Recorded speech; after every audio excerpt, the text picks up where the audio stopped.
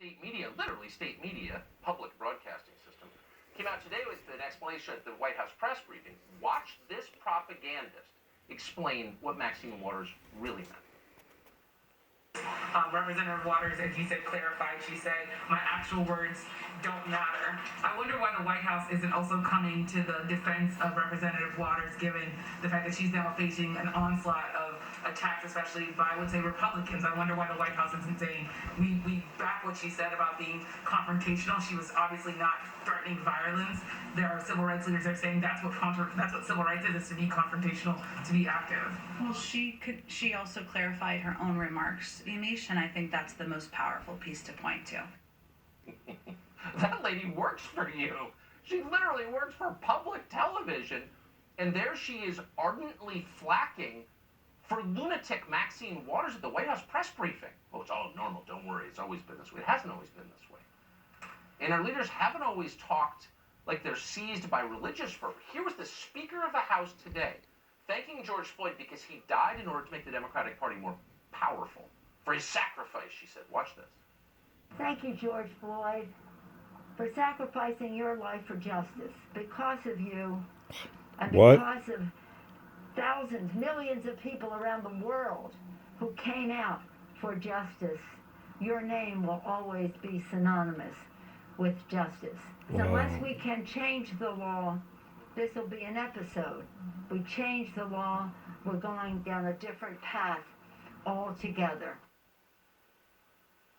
So the guy dies on the sidewalk, and here this lady comes out and politicizes it so completely that he becomes sort of Democratic Party saint.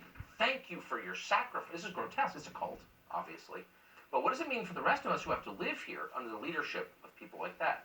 Candice Ownes is the host of Candice. We're happy to have her on tonight to assess what we're watching now. Candice Ownes, you'd think in a country like ours, this is the most first world country that's ever been. You'd think the most civilized and the most just. Here you have to consider a murder case through the lens of politics. When you get to that point, haven't you already given up civilization? Well, that's correct. And what we're really seeing is mob justice, and that's really what happened with this entire trial. This was not a trial about George Floyd or Derek Chauvin.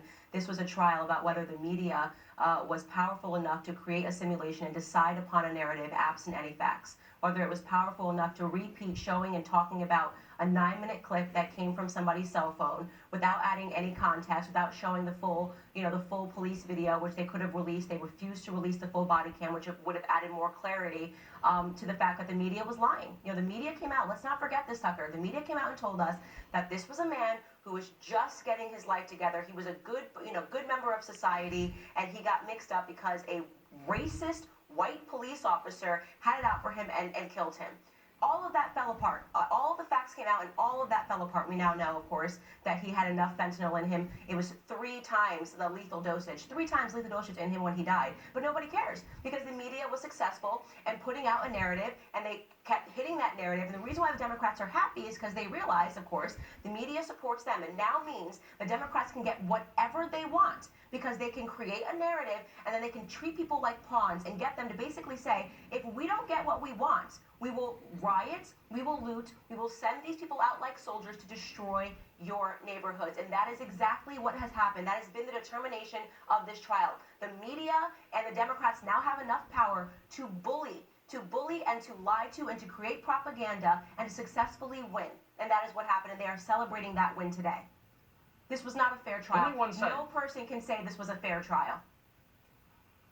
You just got to take 3 steps back and acknowledge that only one side behaves this way. I mean, a jury in 1995 concluded that O.J. Simpson, despite DNA evidence, hadn't murdered 2 people, and there were no riots. But more to the point, there are a lot of people sitting behind, Trump voters sitting behind bars right now, have been for months, charged effectively with trespassing. We're not speculating. We've seen the charges. No Republican in the Congress stands up for them.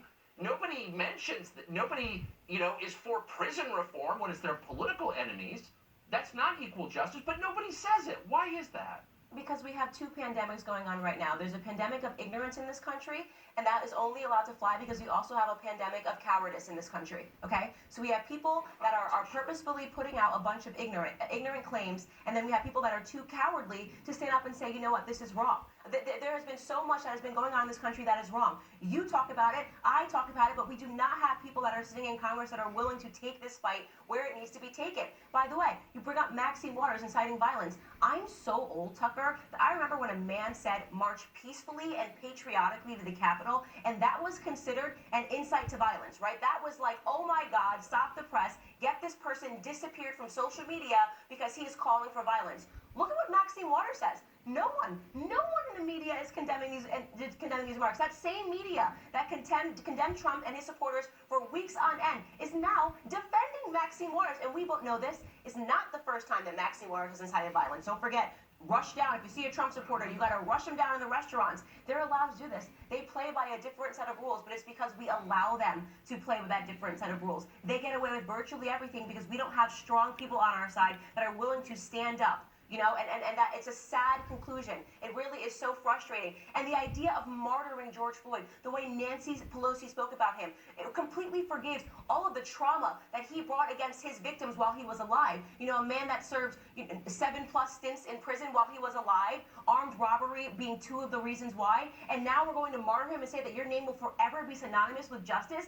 Imagine, Tucker, if you are one of his victims that is alive, one of his victims that he armed robbed, and you have to hear that this man's name will always be synonymous with justice. How would that feel to you? I feel like we are living in fiction right now in America. We are losing this country and we are living in fiction because people are not strong enough to call out this stuff. And I feel like I'm one of the only ones who has the courage to say I will not be mobbed into a different reality.